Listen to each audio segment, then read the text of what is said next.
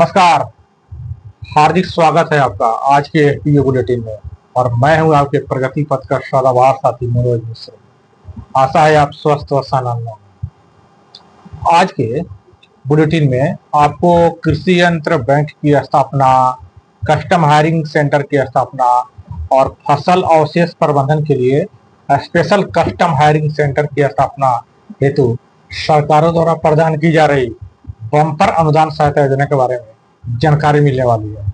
अगले कुछ मिनटों में आप यह भी जान जाएंगे कि इन तीनों प्रकार के सेंटरों की स्थापना करने की अहर्ता क्या है, अनुदान सहायता राशि कितनी मिल रही है, आवेदन कहाँ करने हैं, आवेदन के साथ कौन कौन से डॉक्यूमेंट्स की जरूरत पड़ती है, इत्यादि इत्यादि।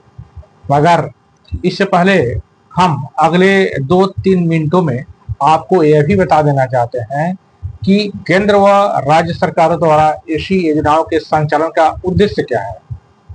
देखिए, इस बात से तो आप भली भांति अवगत हैं कि अत्याधुनिक कृषि यंत्रों की उपलब्धता व इस्तेमाल के बदौलत न केवल कृषि की उत्पादन व उत्पादकता में आशातीत वृद्धि हुई है, अपितु कृषि कार्यकलाप भी काफी आसान व किफायती हो गया है।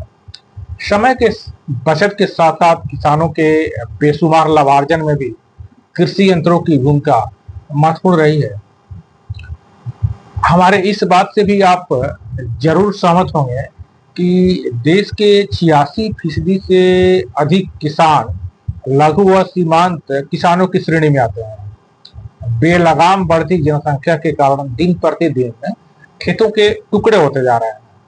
ऐसी स्थिति में यह संभव नहीं है कि एक किसान कृषि कार्य में इस्तेमाल होने वाले सभी कृषि यंत्रों व उपकरणों को खरीदकर कृषि कार्य कर सके। वर्तमान समय में बीज से लेकर बाजार तक कृषि यंत्रों की तेजी से बढ़ती महत्वपूर्ण भूमिका को देखते हुए अत्याधुनिक कृषि यंत्रों को किसानों तक सहजता से उपलब्ध कराने के लिए केंद्र व राज्य सरकारें कम से कम पंचायत स्तर पर कृषि यंत्र बैंक की स्थापना, कस्टम हायरिंग सेंटर की स्थापना और फसल अवशेष प्रबंधन के लिए स्पेशल कस्टम हायरिंग सेंटर की स्थापना हेतु अनुदान सहायता योजनाएं संचालित कर रही है। अब जल्दी से आपको यह भी स्मरण कराते चलते हैं कि यदि अभी तक आपने इस चैनल को सब्सक्राइब नहीं किया है तो जल्दी से सब्सक्राइब करके बेल आइकन दबा दें ताकि विविध प्रकार की नवीनतम लाभकारी जानकारी से आप हरदम अपडेट रहें। आइए विषय वस्तु की ओर लौटते हैं। देखिए, खेतों की जुताई, बुआई, निकाई, गुड़ाई, सिंचाई, हार्वेस्टिंग व ढुलाई आदि फसलों से संबंधित सभी तरह के कृषि कार्यों के निष्पादन के लिए कृषि यंत्रों की सहज उपलब्धता हेतु भारत सरकार के सहयोग से राज्य सरकारों द्वारा जिस योजना का संचालन किया जा रहा है उसका नाम है श्रम मिशन ऑन एग्रीकल्चरल मैकेनाइजेशन योजना। इस योजना के 3 घटक हैं। पहला है कस्टम हायरिंग सेंटर की स्थापना करना, दूसरा है कृषि यंत्र बैंक की स्थापना करना और तीसरा है फसल अवशेष प्रबंधन हेतु स्पेशल कस्टम हायरिंग सेंटर की स्थापना करना। देखिए, इसकी अहर्ता को समझ लीजिए। मतलब कौन कौन इसके लिए आवेदन कर सकता है।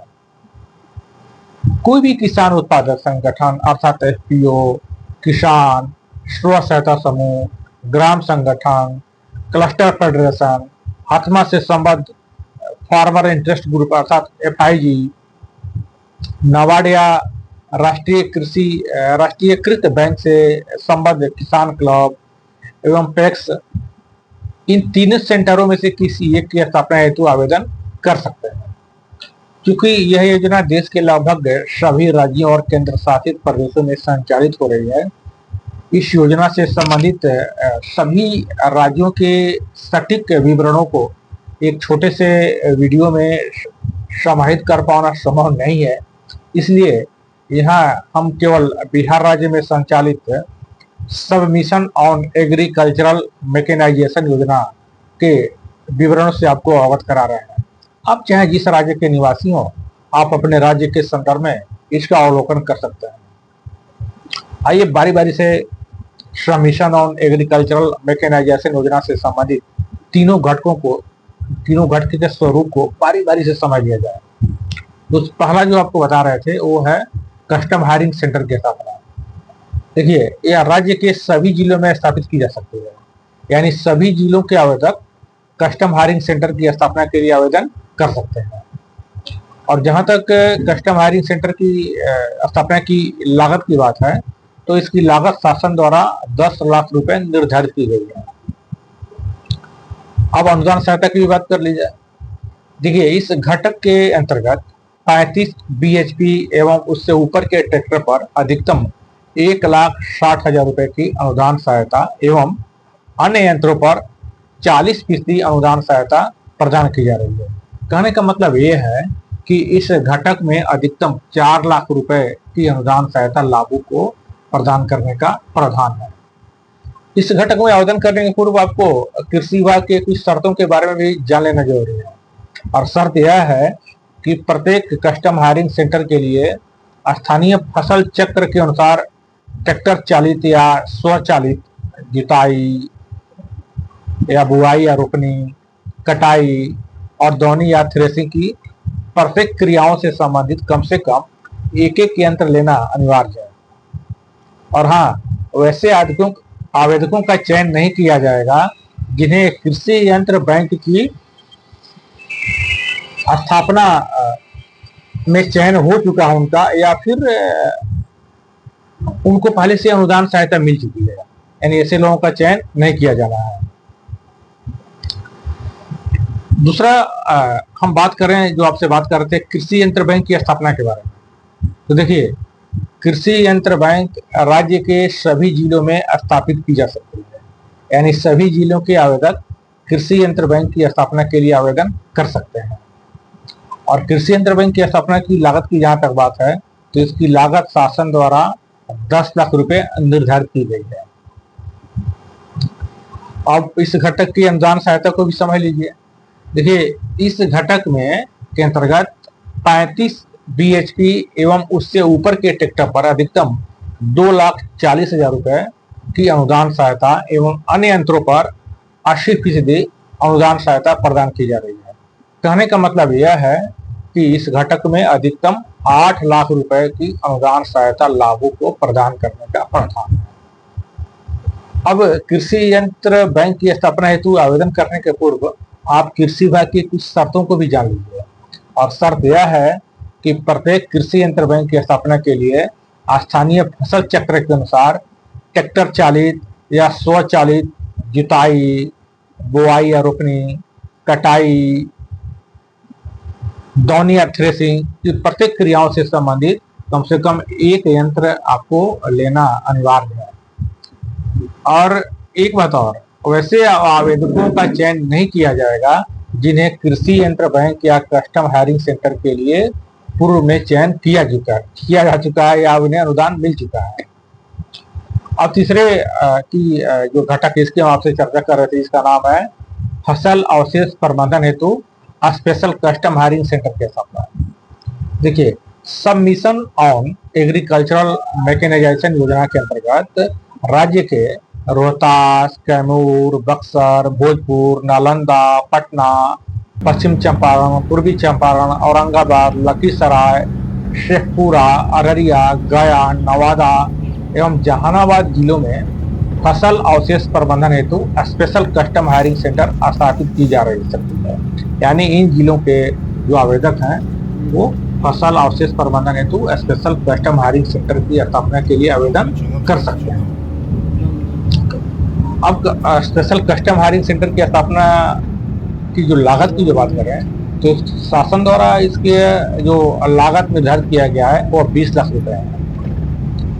आइए अब स्पेशल कस्टम हायरिंग सेंटर की स्थापना करने पर मिलने वाली अनुदान सहायता के बारे में भी जानकारी हासिल कर लेते हैं। देखिए, इस घटक के अंतर्गत 55 पीटीओ एचपी तक के ट्रैक्टर पर 40% अथवा अधिकतम 3,40,000 रुपए की अनुदान सहायता एवं अन्य यंत्रों पर 80% अनुदान सहायता प्रदान की जा रही है।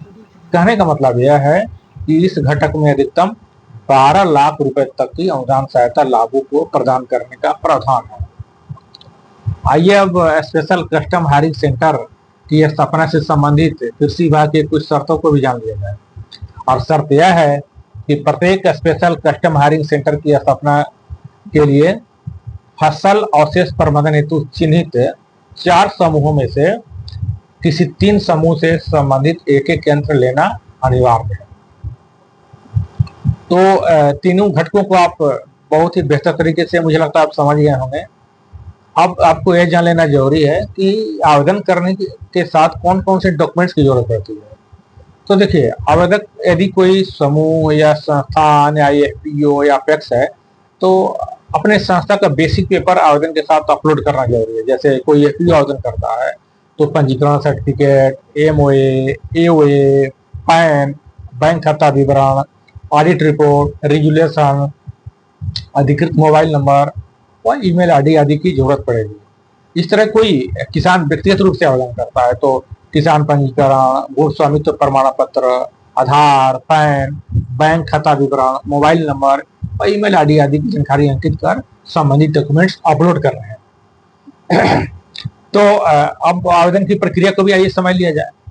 देखिए, सबमिशन ऑन एग्रीकल्चरल मैकेनाइजेशन योजना के किसी भी घटक का लाभ लेने के लिए कृषि विभाग की वेबसाइट farmet.bihar.gov.in पर ऑनलाइन आवेदन करना है। ध्यान रहे, सभी जानकारी त्रुटि रहित अंकित करना है और सभी जरूरी डॉक्यूमेंट्स अवश्य अपलोड करना है।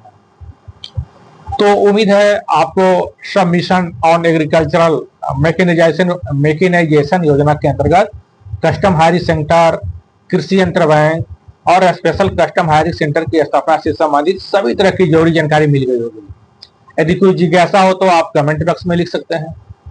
इसके अलावा आप अपने जिले के सहायक निदेशक, कृषि अभियंत्रण या जिला कृषि पदाधिकारी से भी आवश्यकता अनुसार इस बाबत मिल सकते हैं।